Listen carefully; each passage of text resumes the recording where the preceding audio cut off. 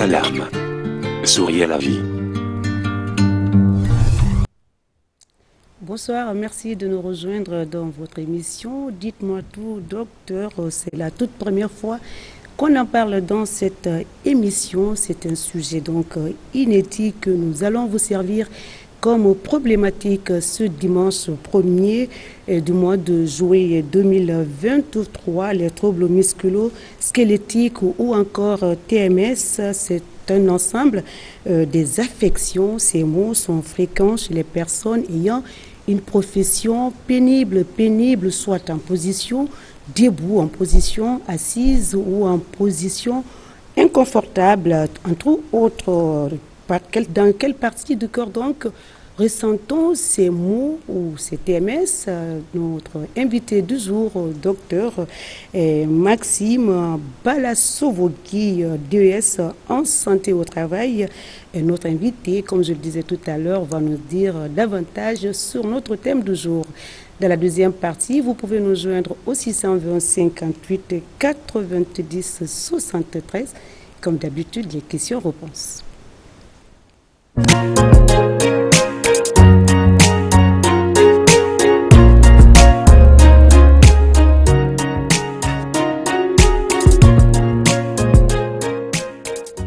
Retour en plateau, merci donc de votre fidélité. C'est un sujet inédit. Marouf, de quoi il s'agit aujourd'hui? Comme annoncé la semaine passée, aujourd'hui nous allons nous intéresser aux troubles musculo-squelettiques, comme annoncé la semaine dernière. Avec notre invité, on va essayer de connaître les symptômes, les préventions de ces maladies avec docteur Maxime Balasovogui. Merci. Alors, docteur, c'est vrai, depuis on anime cette émission, c'est la première fois qu'on fait, qu'en tout cas, et qu'on aborde ce sujet, et c'est un sujet, il faut le dire, intéressant. Et même si beaucoup ne connaissent pas, on va se déporter dans les bureaux, dans les services privés comme publics pour savoir de ce dont souffre le personnel. C'est pourquoi cette pathologie, est-ce que on va appeler ça pathologie? On va dire c'est des troubles, hein? Troubles musculo-squelettiques, qu'est-ce que c'est? Nous-mêmes, on veut savoir ce que ça donne. Hein? Avant d'entamer d'autres questions, voilà, c'est de nous dire qu'est-ce que c'est. On veut savoir, nous. Bonjour, madame. Oui. Merci de m'avoir invité sur votre plateau. Merci également aux téléspectateurs qui nous suivent. C'est une émission grande écoute. Alors, comme vous l'avez si bien dit, les troubles musculo-squelettiques, effectivement, sont aussi un ensemble de pathologies. Selon l'Institut national de santé publique du Québec, qui a donné une définition de ça.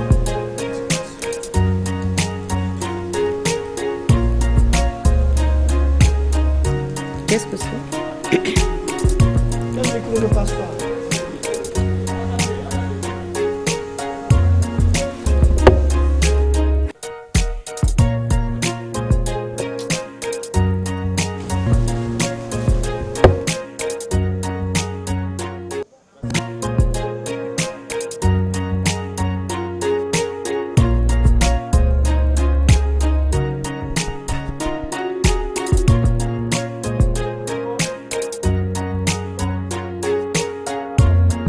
C'est bon?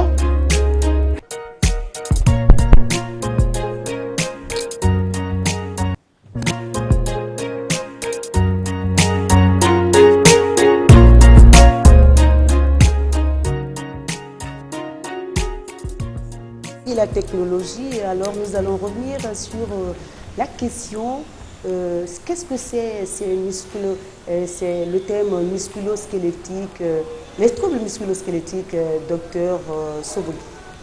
Merci madame. Comme je disais tantôt, selon l'Institut national de santé publique Québec qui a donné une définition récente aux troubles musculo-squelettiques, alors les troubles musculo-squelettiques sont un ensemble de pathologies qui sont caractérisées par des douleurs et des symptômes qui sont ressentis au niveau du cou, au niveau du dos, des membres supérieurs et des membres inférieurs. Effectivement, ces affections touchent principalement les muscles, les tendons, les ligaments ou parfois les nerfs, alors qui sont autour des surfaces articulaires. Effectivement, mais ces affections sont dues parfois, et généralement d'ailleurs, aux contraintes liées à l'exécution des tâches dans les différentes fonctions que nous exerçons. D'accord.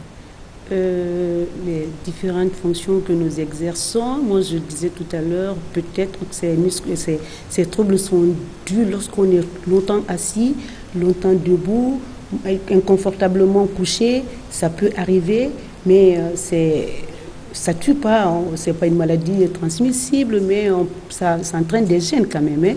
Alors Marouf, est-ce qu'il peut nous dire les causes de la maladie, les symptômes? Surtout parce que là, quand tu t'imagines, tu passes 24 heures à travailler sans repos. Est-ce que cela est dû à toujours à provoquer ces troubles? Effectivement, alors, les troubles musculo-squelettiques ne sont pas en réalité des maladies transmissibles. Alors, les principales causes des troubles musculo-squelettiques sont liées aux contraintes biomécaniques. C'est-à-dire, les contraintes biomécaniques ne sont rien d'autre que les mouvements du corps et la mécanique des articulations. Alors, 4 facteurs sont déterminants d'une contrainte biomécanique. C'est d'abord les postures, c'est-à-dire les postures arrêtées. Quelqu'un, par exemple, qui s'arrête, un chirurgien, par exemple, dans notre domaine, qui s'arrête pendant 8 heures de temps, 10 heures en train de faire une intervention. Vous voyez la statique du muscle qui est là, qui ne bouge pas.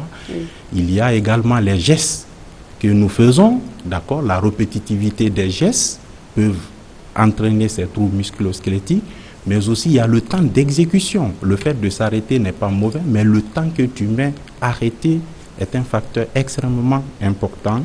Mais aussi il y a la force exercée. Donc les facteurs déterminants des contraintes biomécaniques sont principalement regroupés au nombre de 4. Il y a la force, comme je vous l'ai dit, il y a la répétitivité des gestes, il y a la posture et il y a le temps. Donc ce sont des facteurs au cours de l'exercice de nos professions ou des différentes tâches que nous exerçons. Le poids aussi, il ne faut pas ignorer les dockers du poids qui tout le temps... Ils ont des charges sur la tête, en tout cas des gros colis sur le dos, la tête, ça peut entraîner également. Il ne faut pas ignorer aussi des militaires qui sont dans les garnisons arrêtés comme ça pendant des heures. Ça peut aussi entraîner cela. Hein. Exactement. Il ne faut pas occulter aussi nos caméramans qui sont derrière les caméras toute la journée. Pendant 2 heures à 3 heures de temps derrière une caméra pour une émission. Est-ce que là, qu'est-ce qui est conseillé effectivement pour ces gens-là? Exactement. Donc c'est pourquoi l'important de communiquer effectivement sur ces troubles musculo-squelettiques, parce que normalement les postes de travail doivent être aménagés. C'est-à-dire il faut conseiller aux gens quand tu es à un poste de travail. C'est pourquoi l'étude du poste de travail est important. D'où la place des médecins du travail auprès des institutions, des entreprises et même au niveau de l'État pour pouvoir conseiller aux gens comment ils doivent se comporter lorsqu'ils sont à un poste de travail. Pour par exemple quelqu'un qui est derrière les caméras, c'est évident que lorsque tu dois passer une émission de plus de 3 heures, que tu aies quelque chose par exemple pour t'asseoir. C'est-à-dire quand tu t'arrêtes à un moment donné, donc ça te permet de te lever, de t'asseoir. Donc le muscle est en mouvement dynamique et en mouvement statique.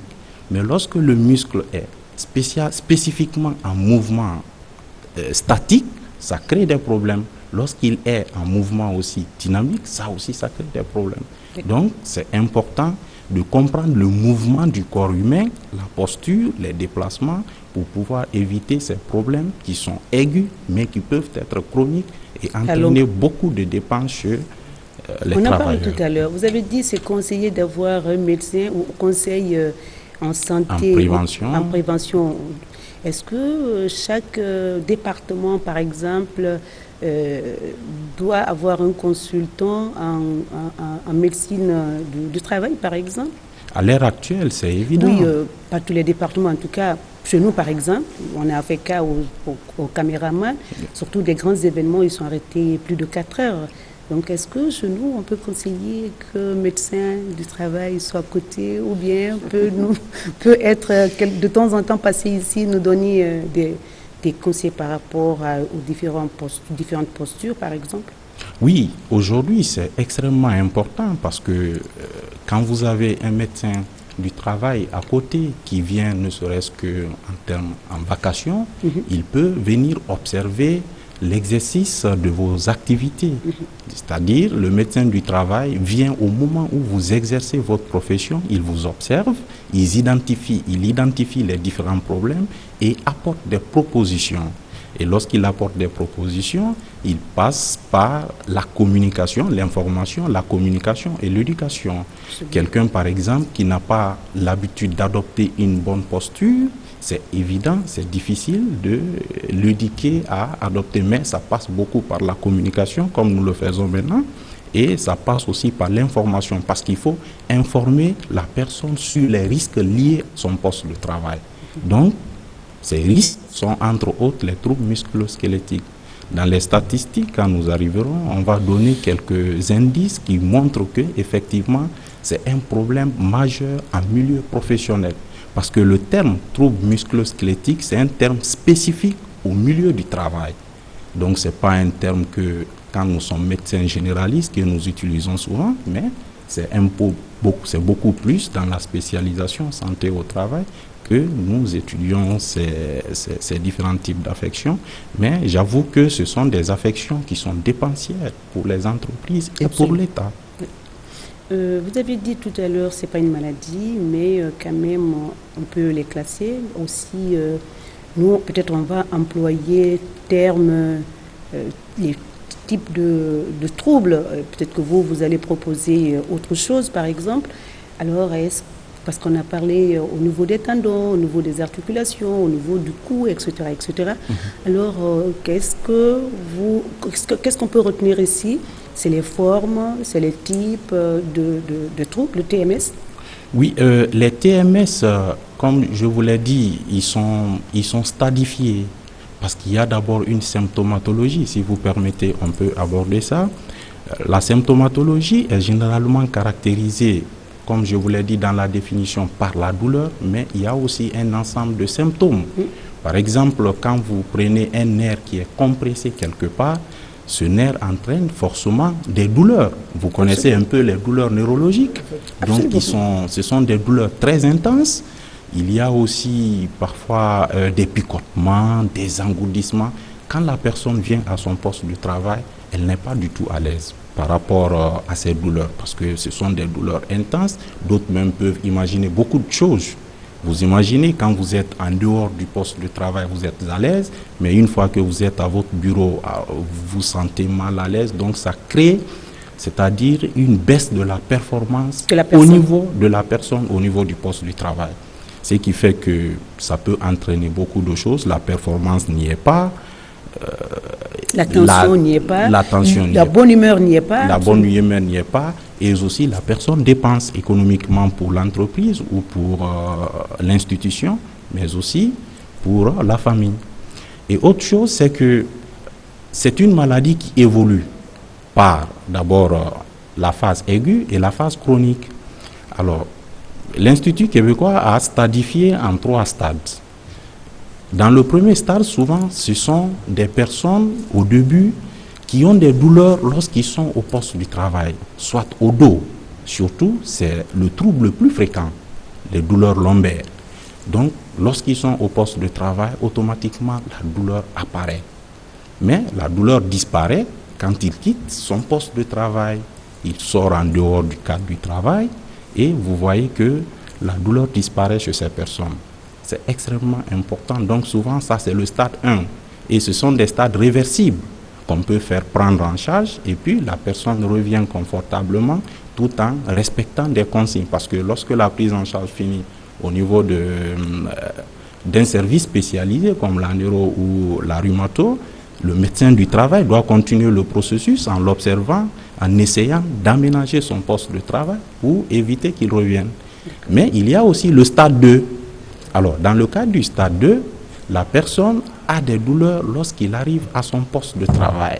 Mais cette douleur persiste même en dehors du poste du travail. Donc, quand il part à la maison, il a toujours la douleur, mais après un temps de repos, la douleur disparaît. Mais là, la prise en charge est un peu plus longue que le premier stade. Mais c'est bien possible que la prise en charge, c'est bien possible que la personne reviennent toujours à la normale.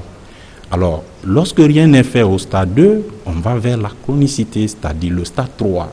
À partir du stade 3, c'est une personne qui a la douleur à son poste de travail, la douleur continue après le boulot, même quand il est au repos, la douleur continue. Là, ce sont des douleurs chroniques, irréversibles, il est soumis à un traitement à vie, et ça, c'est aussi une situation extrêmement compliquée que les travailleurs, les professionnels observent.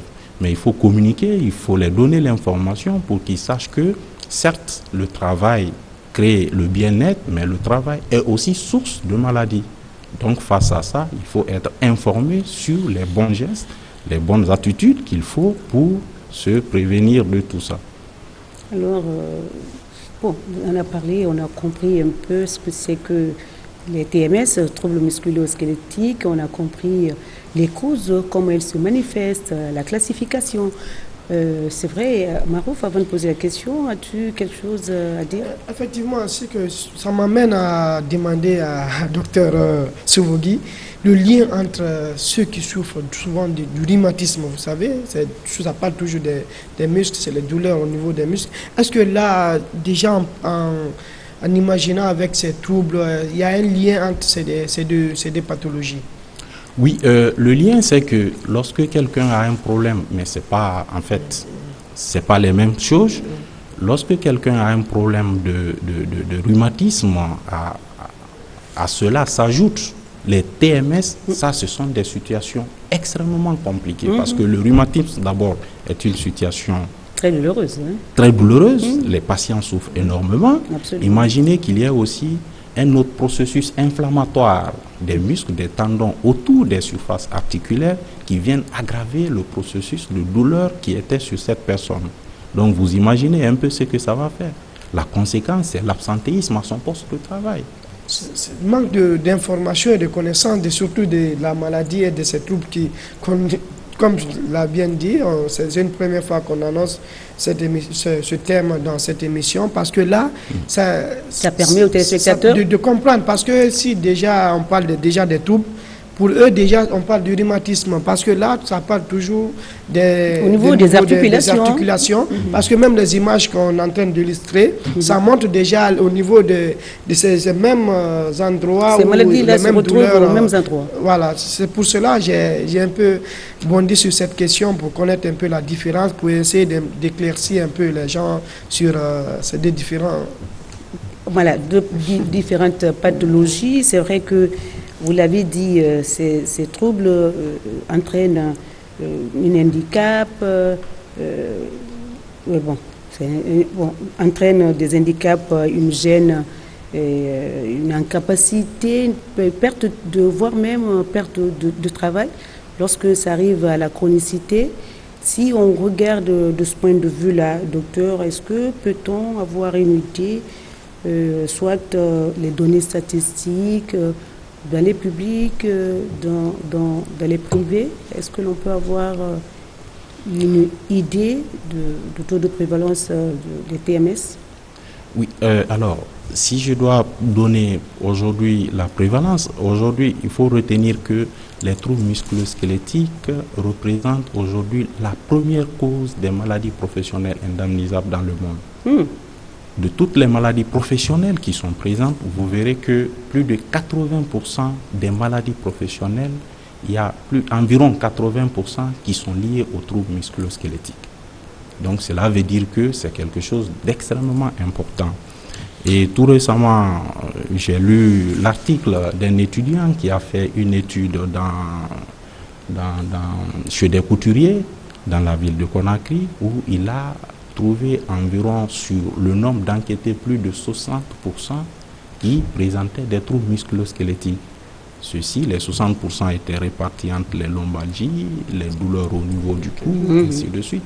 Donc c'est pour dire que même quand nous menons des études au niveau de beaucoup d'entreprises, au niveau même de beaucoup de services, vous verrez que effectivement la proportion sera très très grande. Mais ce qui fait défaut, c'est que... Il n'y a pas de chiffre... pas de chiffre exact. Bon, aujourd'hui, les études sont en cours.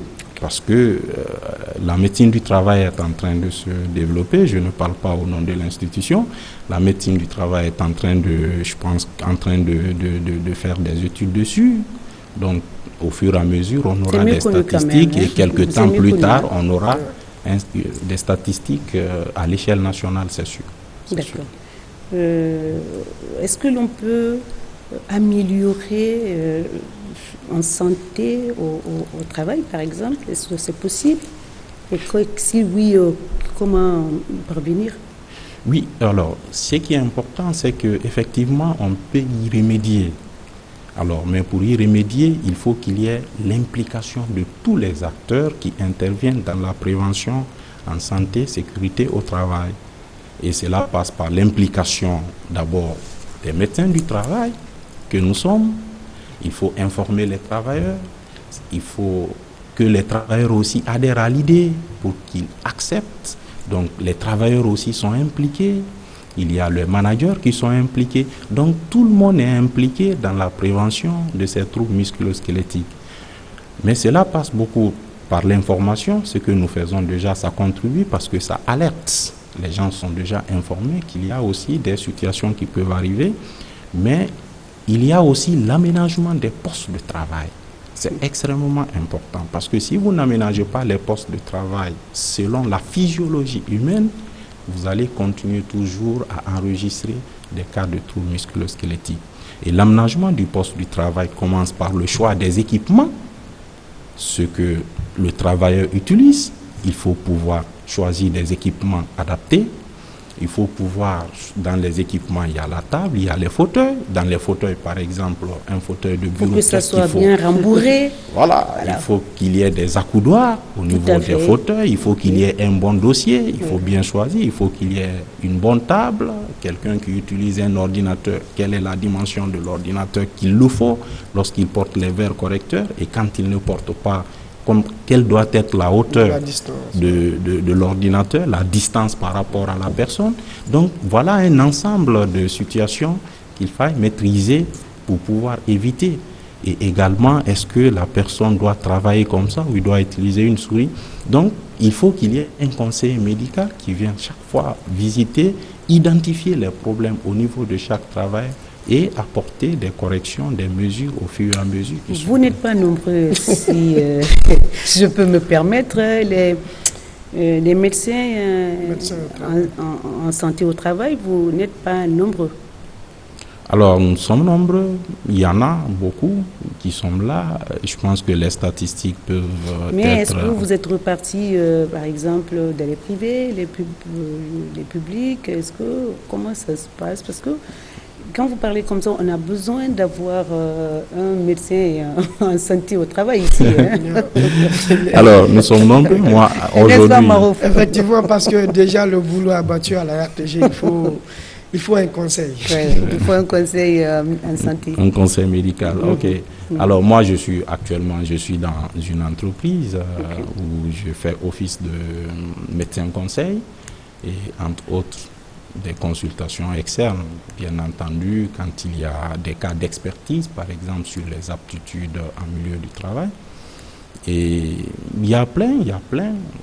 Vous êtes dans le privé, est-ce que vous retrouvez, par exemple, vous avez une plateforme, vous les médecins, conseil médical, qu'est-ce que vous proposez, par exemple, votre prestation là où vous êtes? Et qu'est-ce que vous conseillez à vos amis qui sont dans le public? C'est les mêmes conseils on donne? Ou bien il n'y en a pas qui sont dans le public?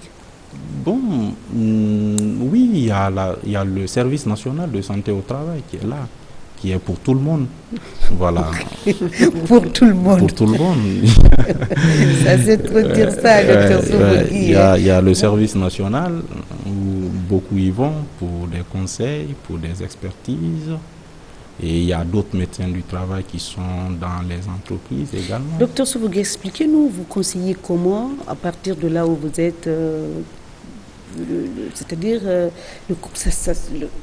comment est-ce que vous conseillez le personnel de là où vous êtes? Est-ce que vous assistez à leur conseil, par exemple, hebdomadaire? je ne sais pas, ou bien vous, comme vous l'avez dit, vous passez dans les services pour voir la commodité des bureaux. Et voilà, comment ça se passe concrètement? Oui, là-bas, concrètement, il y a une bonne coordination entre la direction générale, le service de prévention et le service de santé. Okay. Donc, lorsqu'il y a, par exemple, je constate un travailleur qui vient une fois me voir pour un problème lié à cette affection, je t'envoie vers un spécialiste.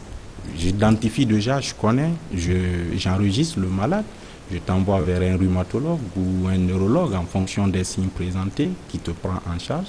Et lorsqu'il vient, automatiquement, je fais de l'alerte. Au niveau de tous les acteurs qui sont impliqués dans la prévention, nous nous transportons sur le poste du travail au moment du travail. Parfois, même sans informer le travailleur, on observe comment il fait les gestes, on note tout, et puis on discute avec le travailleur parce que le problème peut être lié parfois au travailleur. Donc il faut l'éduquer, il faut l'informer sur ce qu'il est en train de faire, qu'il comprenne. Et ensuite, s'il y a d'autres aménagements que le management doit prendre en compte, tu fais des recommandations dans ce sens, le management tient compte et puis le problème est résolu. Donc dans la majeure partie des cas, le problème est résolu. Être conseil médical dans un service, ce n'est pas un luxe, hein? Non. Oui, c'est un luxe. Oui, bon, c'est pas un luxe. Apprendre le travailleur à être dans une commodité normale ne doit pas être un luxe. Non, c'est pas du tout, c'est un luxe. Voilà. Mais en fait, l'objectif, ça aide à prévenir les problèmes de santé après la profession. Parce que le problème peut apparaître au moment de la profession, surtout les troubles musculo-squelettiques. Mais lorsque ça apparaît après la profession, c'est très coûteux la prise en charge. Voilà. Donc, c'est important que les travailleurs soient informés et mettre en place un système de prévention efficace pour lutter véritablement contre ces troubles musculo-squelettiques. Est-ce que ces troubles peuvent entraîner des malformations, malformations à un âge avancé, par exemple, ça mène des douleurs qui entraînent la personne se penche à côté des douleurs et puis qui boite, comme souffrent les autres personnes qui ont, par exemple, le rhumatisme, voilà, etc. Est-ce que ça peut entraîner des malformations? Oui, lorsque ces douleurs, par exemple, sont associées à d'autres pathologies des os, effectivement, ça entraîne beaucoup de déformations. Des déformations, j'allais dire. Des déformations. Quand quelqu'un... C'est des déformations. Des malformations. Voilà. Déformations. Quand tu sais, c'est pas évident, hein, parfois. Évident, on perd les mots, les termes techniques. Oui. Quand quelqu'un a des douleurs, vous savez, quelqu'un qui a la douleur cherche toujours la position antalgique, c'est-à-dire la position qui lui est favorable où il peut se sentir pour atténuer la douleur. Pour atténuer la douleur. Alors, à force de faire ça, ça peut te donner une posture qui n'est pas la posture originale, qui n'est pas la posture neutre. Parce qu'il y a la posture neutre, il y a la posture déformée. Donc, effectivement, c'est possible que ça entraîne des déformations, je répète le mot, des déformations, au lieu de malformations. Nous, par exemple, et beaucoup dans le cadre de la prévention aussi, on conseille de faire du sport, c'est extrêmement important. C'est conseillé. C'est beaucoup conseillé, surtout de faire le sport. Donc, pour les travailleurs de bureau, par exemple, qui passent toute une journée assise, vous remarquerez que la position assise entraîne une tension au niveau des muscles. Donc, le fait de faire de l'échauffement, ça permet une bonne circulation sanguine après et réparer tout ce qui a été peut-être dérangé pendant la journée. Donc faire le sport, chez nous aujourd'hui par exemple, on a institué ça, on fait ça 3 fois dans la semaine. Après le travail, 18h, 19h, les gens vont faire le sport avec un coach sportif et ça donne beaucoup de plaisir aux gens. Mais ça, c'est dans le privé. Hein? C'est dans le privé. Hein? Le public, mais c'est vrai, nous aussi, on organise, les hommes surtout organisent les matchs de foot pour se réchauffer un peu. Mais les femmes, en général, ne s'habituent pas. Moi, je ne conseille pas trop le sport violent.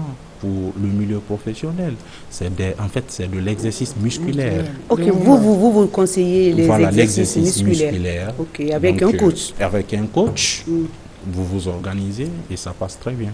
Par exemple, nous, vous nous conseillez quoi, nous, journalistes, caméraman, caméra-woman, vous conseillez quel... Voilà. Le service de prévention est de même partout. C'est voir, je connais pas, j'ai pas fréquenté un peu. Nous vous invitons la prochaine fois. Voilà, donc c'est de voir quels sont les temps de travail, quelle est la durée d'un caméraman quand il est arrêté. Donc c'est de connaître tout ça pour pouvoir prononcer. Mais déjà, c'est de voir est-ce qu'il y a la possibilité d'organiser des séances d'exercice physique, musculaire, c'est extrêmement important. Ça peut beaucoup aider à atténuer des douleurs, parfois sans prendre trop de médicaments. Absolument. Parce que la prise, surtout des anti-inflammatoires qui sont indiqués, ça entraîne aussi d'autres maladies, d'autres problèmes. Voilà. Ça m'amène à poser la question à Dr Souvogui. C'est comment traiter les TMS? Parce que là, on a trop parlé, mais il faut connaître maintenant comment le traitement. Alors, généralement, le traitement est multidisciplinaire. Ça dépend du cas que vous avez. Le traitement fait intervenir le médecin du travail, le médecin rhumatologue, le médecin neurologue, parfois même la kiné. Donc, tous ces acteurs sont impliqués. Parce que quand nous suspectons les cas de TMS, nous envoie généralement vers un rhumatologue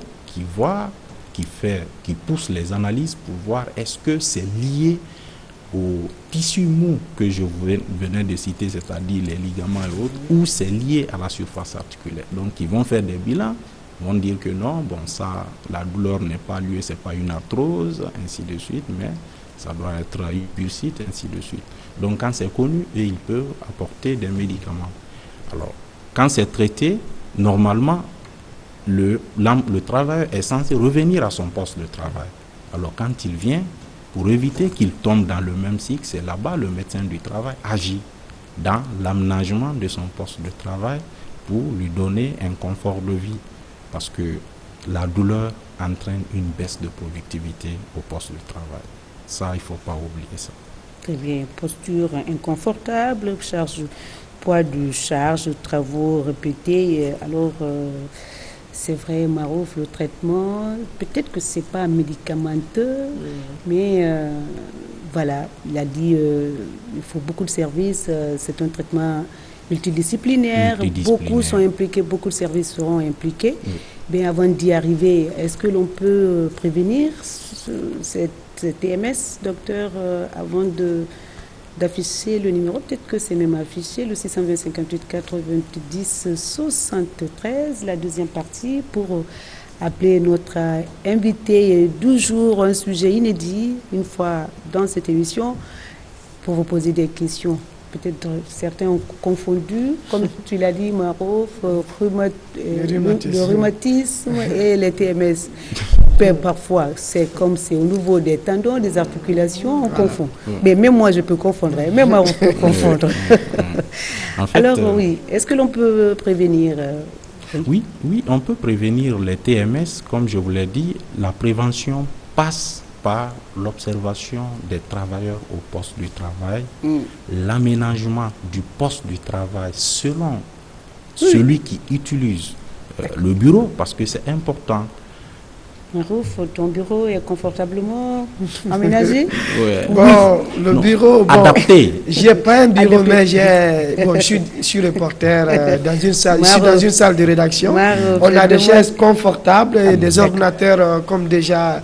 On respecte la distance. Le respect de la distance, tout est là. Je crois. Là, ne dis pas autre chose. Le cadre de travail là. Le cadre de travail là. Alors, le cadre de travail est là, mais il faut penser aussi à nos caméramans. On va inviter, il y a une fois, Dr Souvogui pour venir voir, même dans les bureaux, aider nos directeurs, même qui sont, en tout cas, pas le directeur général, mais d'autres services. Voilà, si les chaises ne sont pas bien, il faudrait les changer. Le cadre de vie compte beaucoup. Ça donne la rentabilité, ça donne l'humour dans le travail, en tout cas, ça donne beaucoup de choses. Le rendement peut être là. Donc, il a dit, quand ce n'est pas le cas, Et on est tout le temps sur ces Fatigué. grands chevaux, fatigués, mauvaise humeur, voilà, c'est pas bien dans le travail. Bon, c'est la deuxième partie, hein, docteur. Les téléspectateurs commencent à appeler déjà. Allô? Oui, bonsoir, monsieur. Allô? Bien, c'est parti. On disait donc le Donc, cadre on de travail parlait compte beaucoup. de la du cadre prévention. vie, parce que même quand le bureau est aménagé, parce qu'il m'arrive deux fois de constater ça, il y a aussi l'utilisation du bureau qui est important. C'est pourquoi il faut beaucoup conseiller les gens sur comment utiliser le poste de travail. D'accord? Vous verrez quelqu'un, par exemple, qui utilise très mal son ordinateur, ou l'ordinateur n'est pas bien positionné, la table, le fauteuil qu'il utilise n'est pas bien ajusté, parce que c'est important. Quelle doit être la hauteur des accoudoirs, des fauteuils, le dossier. Donc nous tenons compte de tous ces paramètres quand tu rentres. Docteur, pas pour vous couper la part, même à bas âge, on apprend aux élèves de bien s'asseoir en écrivant. Il y a des élèves qui se penchent en écrivant, ils se mettent n'importe comment. Exactement. Les professeurs, les enseignants, les maîtres vous apprennent à vous Ouais, une asseoir bonne position. confortablement, écrire correctement. Exactement. Moi, par exemple, je n'écris pas de cette façon, je tourne en écrivant. Donc, j'ai appris ça depuis longtemps. Voilà. Voilà. On ne m'a pas Donc, corrigé et voilà. c'est devenu une habitude. Donc en fait, ils font C'est de la devenu une prévention habitude. sans savoir que effectivement qu'ils contribuent à prévenir la santé chez les enfants. Absolument. Donc il faut apprendre à s'asseoir correctement, à bien ajuster son fauteuil par rapport à la table et poser les actes que vous devez poser Et de façon correcte. quoi. et de façon Voilà. correcte. Bien, c'est parti. Bien, aujourd'hui, vous êtes dans cette émission. Est-ce que, parce que nous, on ne connaît pas assez de conseils médicaux dans les services, docteur, médecin en santé Au au travail, on n'en connaît pas beaucoup. Lorsque vous avez proposé, je dis bon, on déclasse et puis on vous invite pour permettre à nos téléspectateurs, pas seulement les maladies, on parle dans cette émission, il y a d'autres handicaps, d'autres gènes, en tout cas, d'autres troubles que l'on peut évoquer dans cette émission, conseiller tout le monde, quoi. Tout ce qui concerne la santé. Voilà, tout ce qui concerne, c'est pour qu'on parle la santé vraiment transversale. Donc, docteur, c'est les appels maintenant, mais au fur et à mesure, les questions peuvent tomber. Allô? Allô, Oui, bonsoir. bonsoir Madame Sidibe. Mohamed Lamine Sankon depuis Forêt-Caria. D'accord. Nous vous écoutons, Monsieur Sanko. Je suis même partout, même si je ne vous pose pas de questions, mais à chaque fois je suis votre émission. Mais le thème d'aujourd'hui là m'a beaucoup plu. J'aimerais savoir au niveau du docteur, les gens qui ont des troubles musculo-squelettiques trop exagérés là, deux fois tu peux avoir des fatigues, mais deux fois tu peux avoir trop exagéré. Si c'est exagéré là, quel conseil le docteur peut donner aux gens de ne pas utiliser les dombolons, les wai-wai, les médicaments permis comme ça là. C'est ma question. C'est la question. Merci. Donc, voilà, c'est un médicament. C'est qu'il parle déjà, il entend déjà un autre sujet. C'est comme si c'est le traitement. Exactement. Le traitement de rue, bon, on peut appeler ça comme ça. Les médicaments Oui, que l'on utilise quand on est trop fatigué. Voilà. Exactement. Oui, C'est parce en que- période de fête, par exemple, les tailleurs, quand ils ont passé toute la nuit à travailler, ils prennent des anti-inflammatoires ou Oui, voilà. antalgiques, Voilà, je pense pour que- soulager la douleur. Bon, ces médicaments, ils appellent Dombolo. Dombolan, ça y est. Oui, je pense. C'est le terme Moi, je connais pas. utilisé Voilà. couramment Ok, dans Moi, le terme je de pense rue. que ce Voilà. qu'il faut le conseiller, c'est de voir un médecin à côté, à Forêt-Caria, qui va peut-être essayer de soulager son mal. Mais lorsque son mal est soulagé, c'est d'apprendre à faire des exercices musculaires. Parce que la douleur, parfois, la douleur est liée parfois même à l'accumulation de l'acide lactique. Quelqu'un qui est beaucoup assis, vous comprendrez qu'il y a une tension au niveau musculaire qui empêche que le muscle reçoit la quantité de sang nécessaire pour vivre. Alors, conséquence, c'est quoi? C'est que si la quantité de sang qui doit venir dans le muscle ne vient pas, conséquence, quand il y a un mécanisme de combustion au niveau du muscle, les déchets ne sortent pas. Donc, si les déchets ne sortent pas, forcément, il y a la douleur. Donc, au cours d'un réveil musculaire, ça favorise la sortie à travers une bonne perfusion sanguine du muscle, la sortie des déchets au niveau du muscle et la douleur est soulagée. Donc, même des étirements de 10-15 minutes le matin, par exemple. Voilà. Après, se réveille, on s'étire après une journée de travail, c'est mieux aussi de marcher et rentrer à la maison. Exactement, oui, c'est conseillé. Il faut faire des réveils musculaires. Donc, il faut qu'il évite de prendre trop les tombolos. Prennent tout le temps en voiture, et puis on se réveille, et puis les courbatures, il faut faire juste quelques mouvements. Ouais. Ça peut passer avant que cela ne soit compliqué. Allô? Ben, c'est parti, nous on va continuer à sensibiliser Marouf. On va aussi lire quelques messages, c'est la deuxième partie. Docteur, on reste toujours avec vous pour nous dire qu'est-ce qu'il faut faire et quand on... C'est au niveau des poignets aussi, des articulations. Oh, d'accord.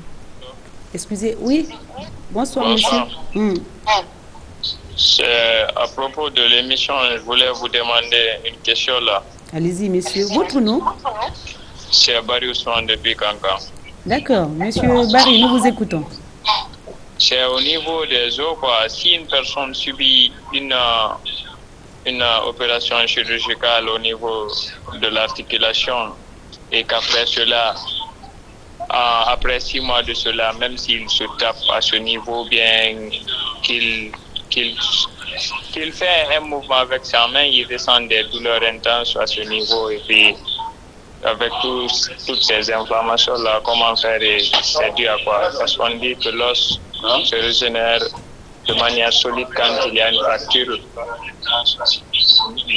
Bon, en tant que spécialiste, il peut faire une petite lecture, mais ce n'est pas le thème du jour exactement. Oui, le thème du jour n'est pas beaucoup. Je ne sais pas quel type d'intervention il a fait. Mais ce qui est important, c'est que nous, les troubles musculo-squelettiques, ce n'est pas en fait lié aux fractures. Parce que les troubles musculo-squelettiques sont non traumatiques, mais liés au travail. Donc c'est un peu ça. Et ça concerne beaucoup plus les tissus qui sont autour des articulations, les muscles, les tendons, les ligaments ou les nerfs. Donc c'est un peu ça. Il est un peu hors du thème du jour. Allô? Allô, oui. Oui. Bonsoir, monsieur. Bonsoir. Votre nom, vous nous appelez d'où? Je m'appelle Ibrahim Silla Jacques. Ibrahim Silla, nous vous écoutons. Ok, j'ai un petit problème. Allez-y.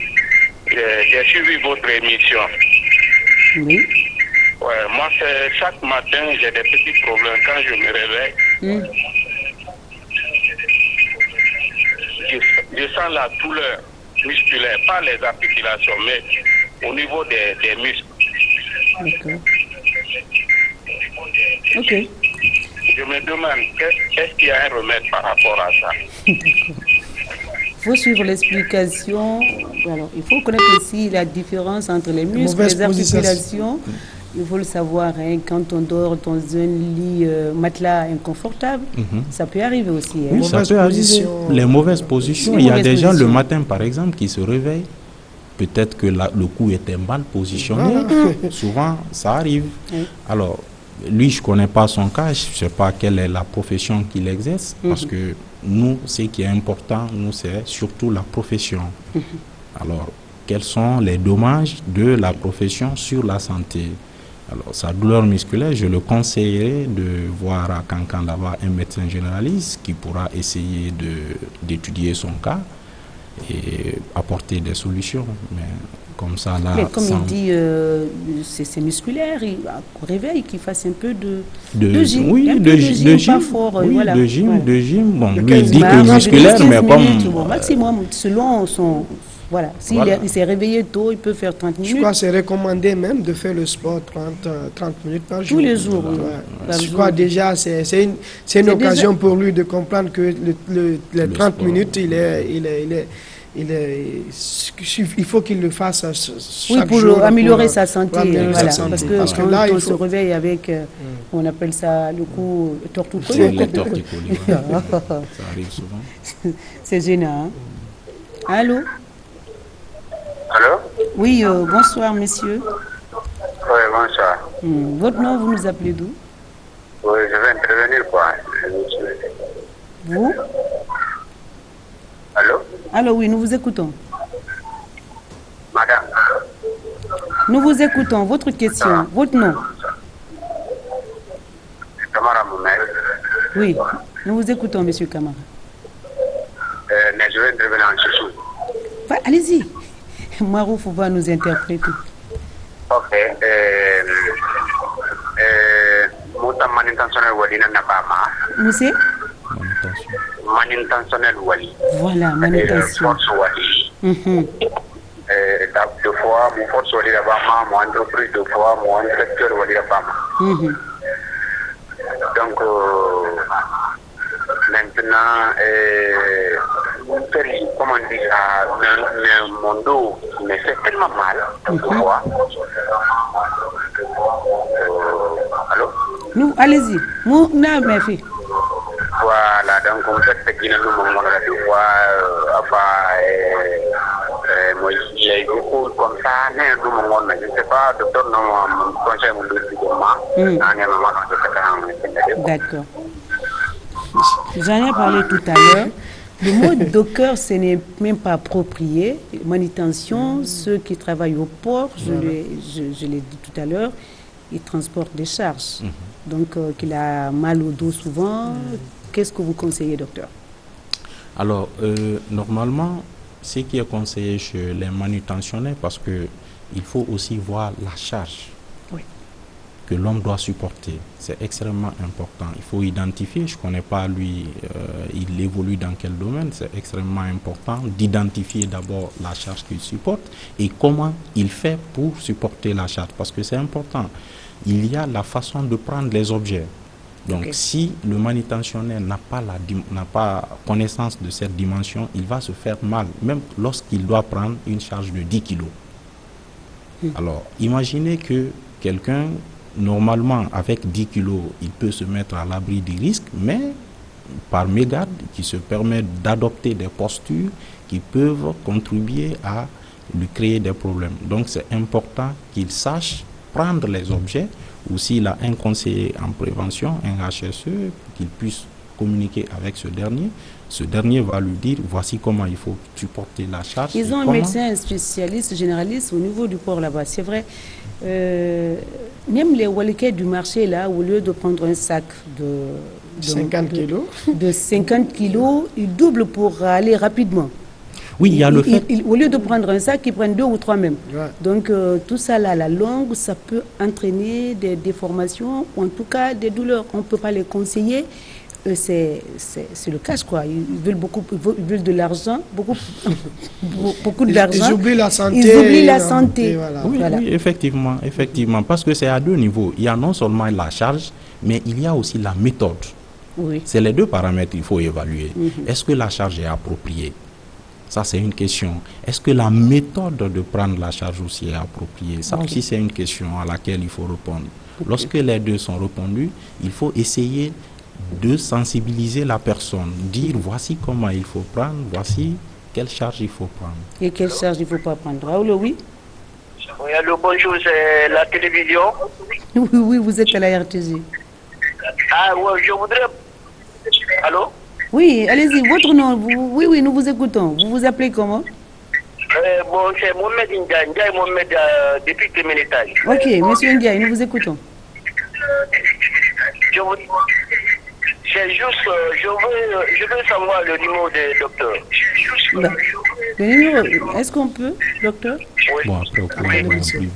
Alors, après l'émission, rappelez sur ce numéro, dès que vous verrez le générique, vous rappelez, on va vous mettre en ligne avec lui, vous allez échanger les numéros.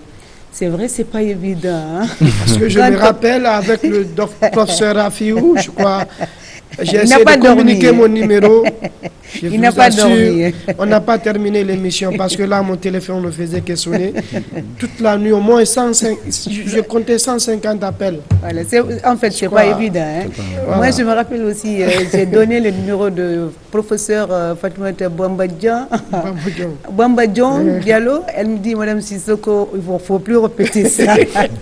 Et moi, à mon âge, là, je n'ai pas pu dormir, les gens m'appelaient. Ouais. Alors, il faut demander l'invité s'il faut donner son numéro ou il a un numéro de son assistant qu'on peut communiquer. Sinon, après, c'est la RTG, le numéro de la RTG qui se déporte chez vous.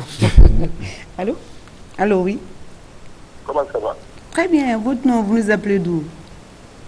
Je vous appelle à Soufoniaga. Hein? Je vous appelle à Soufoniaga. Soufoniaga, d'accord. Votre nom? Je vous appelle à Soufoniaga. Ok. Si vous pouvez vous éloigner un peu de votre poste téléviseur, je ne vous entends pas très bien.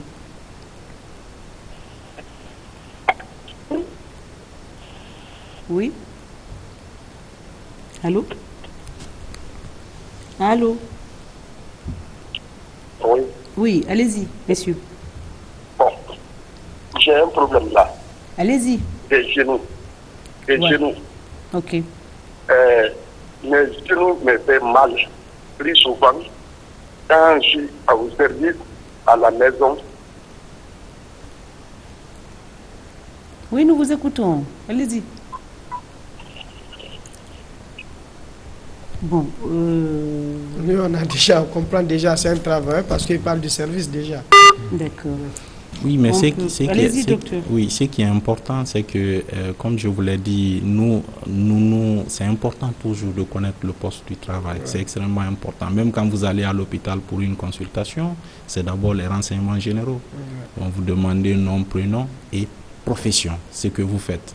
Maintenant, lorsque la profession est connue, quand le mal est soigné, il faut s'intéresser aux tâches, d'accord, à l'exécution des tâches, mais aussi à l'aménagement du bureau, comment est le bureau, tout ça, ça te permet d'apporter des solutions par rapport, parce que même quand ils prennent des médicaments, ils sont soulagés. Lorsque vous n'agissez pas sur les facteurs qui aggravent la santé, c'est pas évident que la personne retrouve son confort. Donc c'est toujours important de conseiller, de sensibiliser et de venir auprès des travailleurs, étudier les travailleurs à leur poste de travail et apporter des corrections. Ça peut préserver les travailleurs des problèmes de douleur. C'est extrêmement important. Marouf, nous arrivons au terme de l'émission.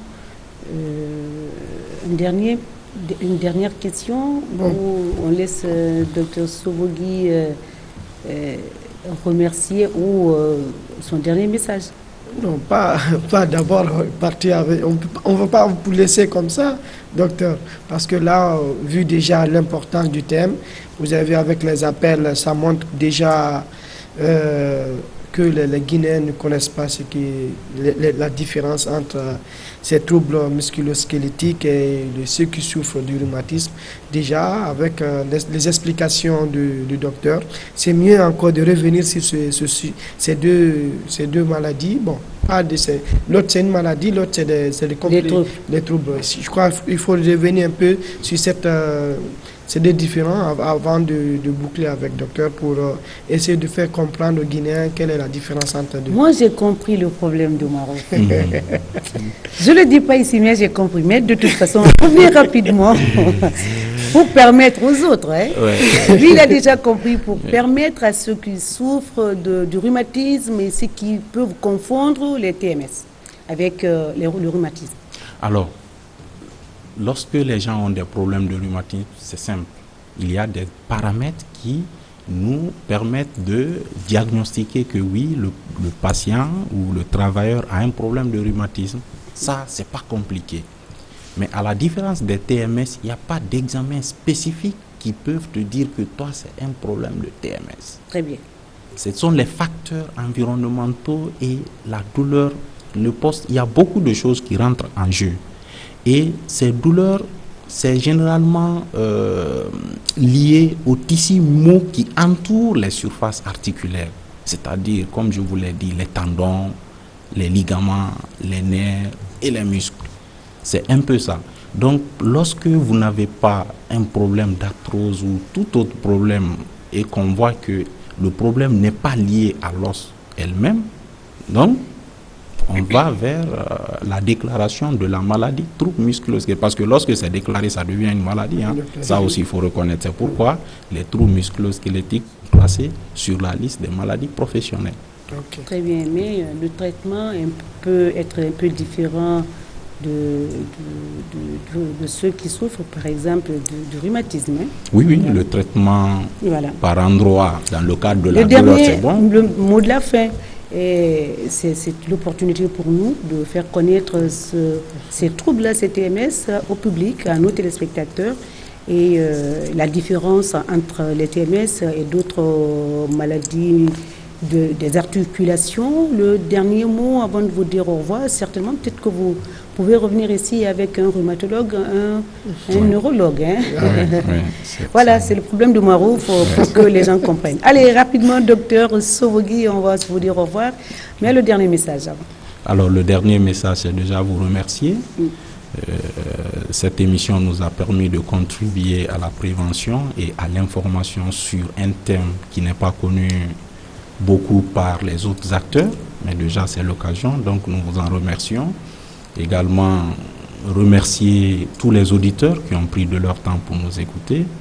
Remercier également mes encadreurs, bien entendu, qui ne cessent d'apporter leurs soucis. Pourquoi ne pas ici sans remercier les chers maîtres, chers maîtres? Oui, c'est extrêmement important. Comme les militaires aussi. Comme les militaires, c'est toujours ça. Moi, j'ai d'éminents encadreurs au service national de la médecine du travail. Il y a Dr Marie-Angèle Ndiaye, il y a Dr Yansané et Dr Mara, l'ex-directeur.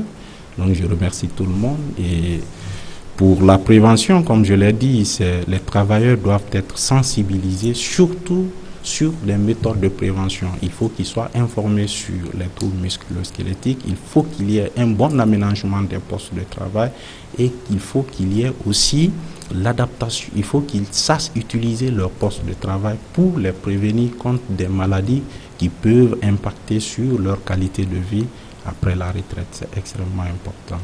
Très bien. Merci. Alors, Marouf, c'est sur ces mots, on va se dire au revoir. Comme c'est la semaine de la Tabaski, on profite pour souhaiter bonne fête à nos familles respectives, n'est-ce pas? À toute la famille de la RTG, à tout le monde, hein, sans exception. Surtout à nos cadreurs qui sont avec nous tous les dimanches pour nous permettre de communiquer, d'informer, de sensibiliser la population sur les problématiques ou les thématiques alléchantes les unes que les autres. Alors, tu dis bonne fête à qui? Moi, je dis à ma famille, mes collaborateurs et à tout ce que regarde, à nos téléspectateurs. Bonne fête d'abord au directeur général de la RTG, à l'ensemble des travailleurs de la RTG, particulièrement à la rédaction politique du journal télévisé, et à ma femme aussi, et à ma chère famille. Ah, et moi, je n'oublierai pas ton fils aussi, Célou. Hein? Célou, bon, moi aussi, je profite. Alors, moi aussi, je profite pour faire un coucou. Bonne fête à mon fils depuis de l'autre côté, voilà. Bonne fête à toi et bonne fête à tout le monde. On se retrouve la semaine prochaine ou bien vous verrez les meilleurs best-of de Dites-moi tout, docteur, pour en tout cas vous faire vivre ces périodes de pluie avec nos différentes émissions qui ont été cotées. Hein, voilà. Allez, merci beaucoup, à la semaine prochaine.